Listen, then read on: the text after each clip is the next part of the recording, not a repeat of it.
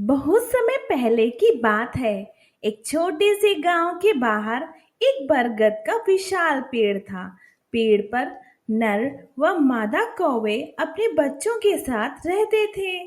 कुछ दिन बाद वहां एक सांप घर बनाकर रहने लगा। जब कौवे भोजन की तलाश में निकल जाते तो सांप उनके घोंसलों में से अंडों से निकले छोटे छोटे बच्चों को खा लेता। ऐसा 2 बार हुआ। कौओं को बहुत दुख हुआ। मादा कौवे ने कहा, हमें यह जगह छोड़ देनी चाहिए, क्योंकि जब तक यह सांप यहाँ रहेगा हमारे बच्चों को जीवित नहीं रहने देगा। नर कौवे को भी बहुत बुरा लग रहा था, पर उसे सांप से लड़ने का कोई उपाय नहीं दिख रहा था। आखिर में उन्होंने अपने बुद्धिमान मित्र गीदड़ की सलाह लेने की सोची। वे गीदड़ के पास गए और सारी परेशानी बताई। गीदड़ बोला, चिंता करके सांप से छुटकारा नहीं मिल सकता। शत्रु को खत्म करने के लिए अपना दिमाग लगाओ। चतुर गीदड़ ने पल भर सोचा और फिर उनके शत्रु को खत्म करने की शानदार योजना बता दी। अगली सुबह कौवा व कौवी उड़ते उड़ते नदी किनारे पहुंचे, जहां रानी अपनी दासियों के साथ प्रतिदिन स्नान करने आती थी। वे अपने कपड़े तथा गहने उतारकर पानी में उतरी।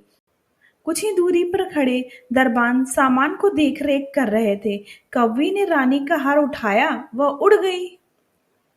कौवा उसके पीछे पीछे जोर से कांव कांव करता हुआ उड़ा, ताकि दरबानों का ध्यान उस तरफ चला। दरबानों ने उन्हें हार ले जाते हुए देखा तो तलवारें तथा भाले चमकाते पीछे भागे। जल्दी ही वे बरगद के पेड़ के पास पहुंचे।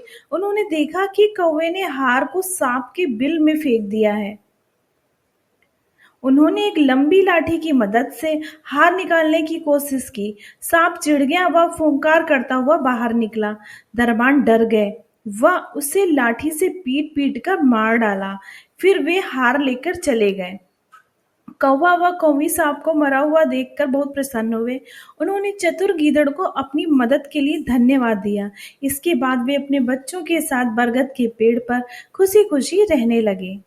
बच्चों, इस कहानी से हमें यह शिक्षा मिलती है, चिंता से किसी भी समस्या का हल नहीं निकलता। Yes! You were watching Fun Learnology. Thank you.